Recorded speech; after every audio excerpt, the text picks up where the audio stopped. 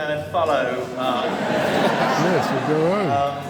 Who not only is far superior at comedy than I, but a few weeks ago we were down at the table tennis club and I was ham-fistedly trying to hit a ball back at his volleying serves, and he was thrashing me at that as well. But the table tennis club is one of the examples of something that makes Brighton absolutely great. Oh, God. It's a fantastic haven of table tennis, youth work, engaging with asylum seekers and refugees as the only sanctuary sports club, or the first sanctuary sports club in the country. But it is one of a kind. And actually, I think that's wrong. I think it's wrong that we now say, isn't it amazing that there's a table tennis club around the corner where people can go and play table tennis? I think it's wrong that we suddenly say, isn't it great in Brighton that we live in this slightly Tory-free city? Not Tory-free enough for my liking. We've still got a few more to rout out. But because of your fantastic door knocking, we know where they live. But actually, it shouldn't be something that we celebrate. Those things shouldn't be things that we celebrate. We shouldn't actually be celebrating that our fantastic council is building council homes. Because it should be the norm. It should be the accepted.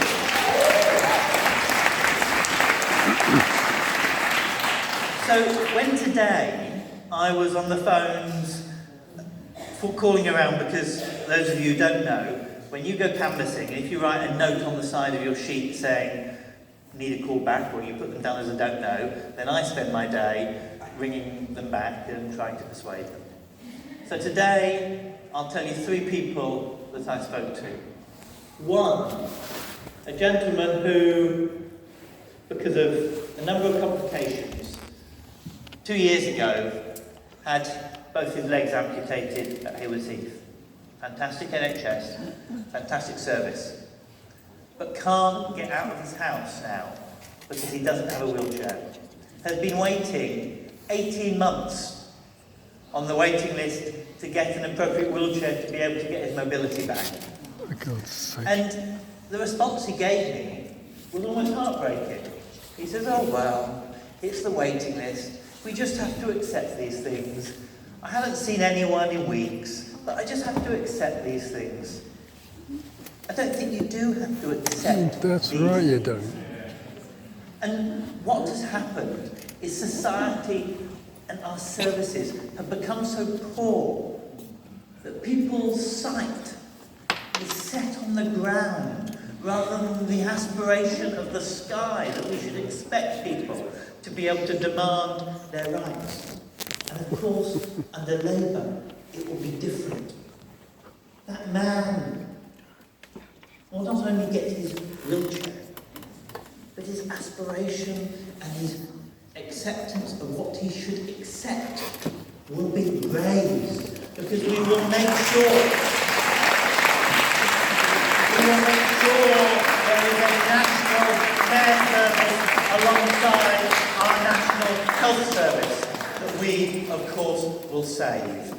The second person, not necessarily in this order, but the second person that I spoke to today, who was unsure that voting would make any difference. He's just lost his PIP payments, the payments for disabled people for independence in their lives, payments to be able to maybe get a taxi because you can't walk, or to be able to do other things that you and I would always expect to be able to do. And I said to him, why don't you come in and we'll see whether we can put an appeal in? Because actually, the vast majority of appeals, once they get lodged in, are successful. And why is the vast majority of appeals successful? Because the decisions are absolutely atrocious. In both of the assessment centres that we have, Brighton, in Lewis, where people have to go, designed to make people fall down. In Lewis, the bollards are 20 metres away from the front door. So if you get a taxi there because you maybe have a mobility problem, you can't physically get into the building.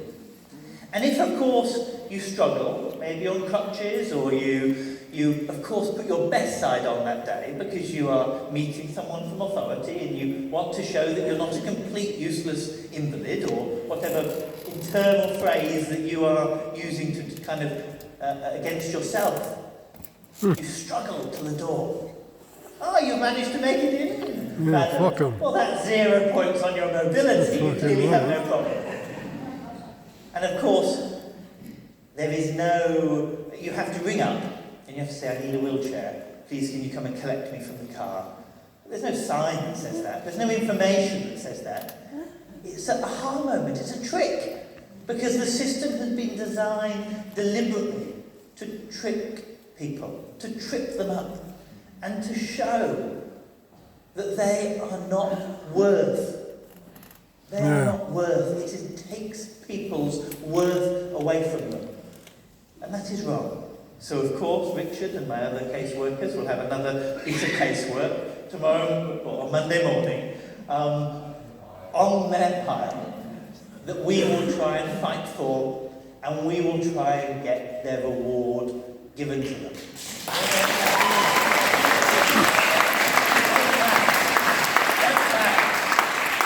It shouldn't be like that. Richard shouldn't be spending, and Ufi shouldn't be spending their time, or Sue shouldn't be spending their time dealing with cases where this government has discriminated against disabled people. Our caseworkers shouldn't be dealing with cases where we see people abandoned in poor quality housing. Our caseworkers shouldn't be doing it, but they are doing it because the government has made a choice. They have made a choice of austerity. They have made a choice to dehumanise certain people. Whether, of course, they are disabled people, or they are immigrants, or they are people that don't fit in their nicely conservative box. They have made those choices. And we will not only make different choices, we will make it impossible to make those choices in the future. Because it is wrong.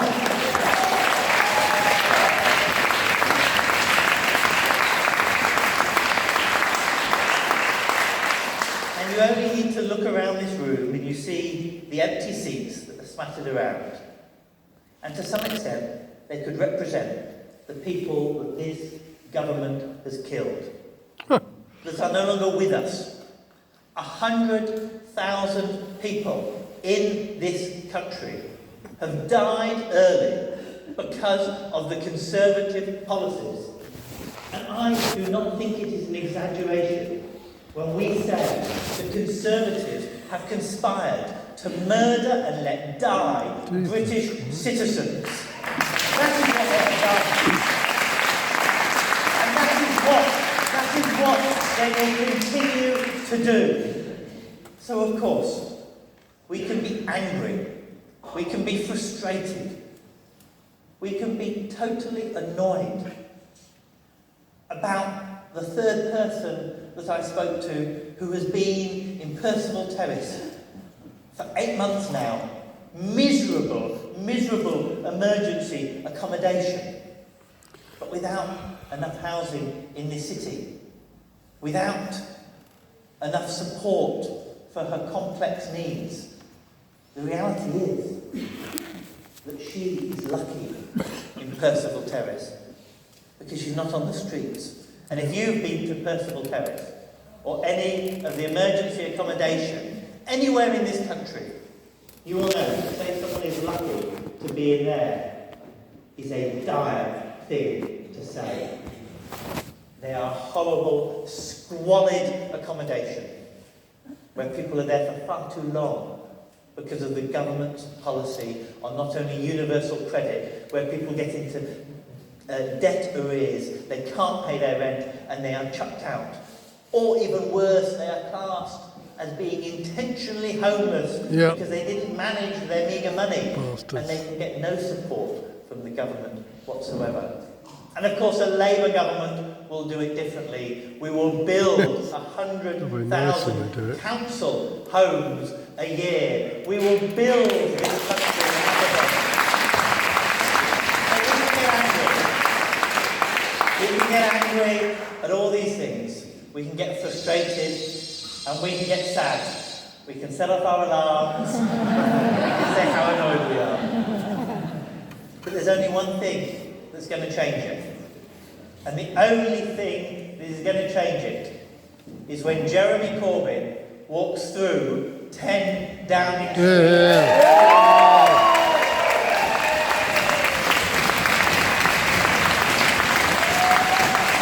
The only thing that is going to change it when those bongs at 10 o'clock and the exit polls come out and they say it is a Labour victory.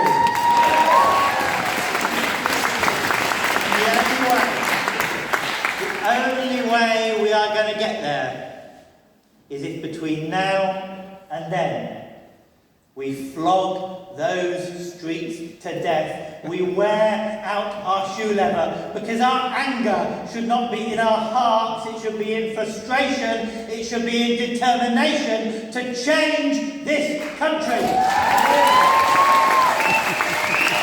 To change this country so that we live on the street anymore.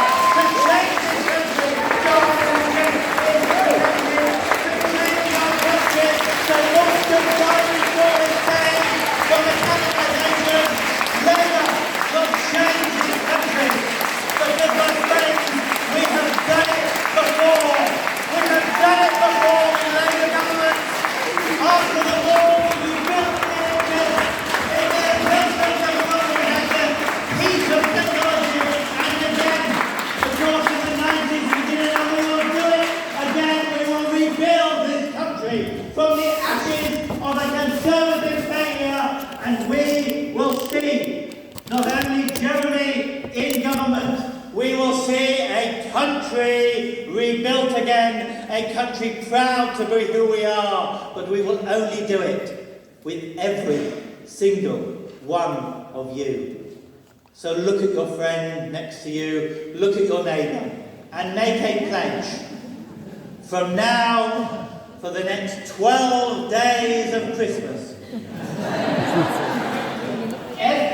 every day you're going to do something, and on the first day you'll do one thing, on the second day you'll do two things, and by the 12th day you'll vote Labour.